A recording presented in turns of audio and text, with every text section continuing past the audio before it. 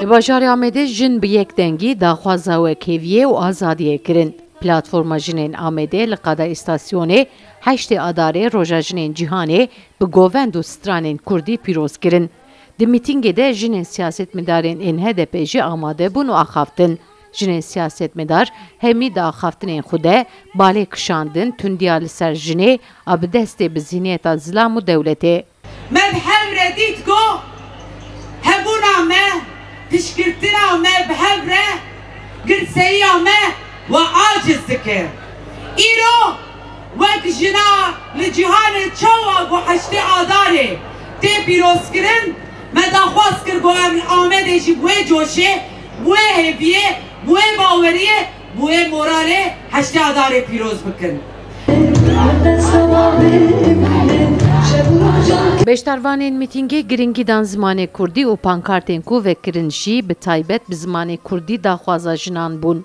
Jinên ku bi rengê xwe û bi cilên xwe ên herêmî beşdarê mîtingê bûbûn jî li aliyek govend gerandin, li aliyek jî peyamên xwe anîn ziman.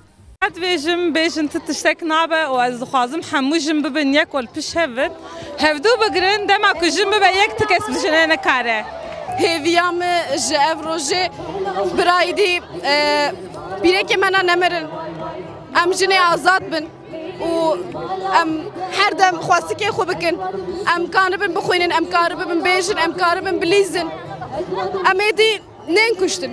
Jin em car de jî geregiş wek hevî bin, em destê hev bigirin ber nedin. Em çixwa bin baskiya ê mêra de bin. Çawa jî çikametin ev gerem dev ji hev ber nedin, em ji piya bin.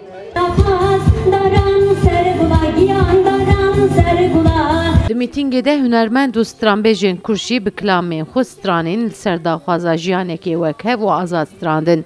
Jin jî di peyamên xwe de behsa azadiya jinê li her çarparçeyê Kurdistanê û cîhanê jî kirin.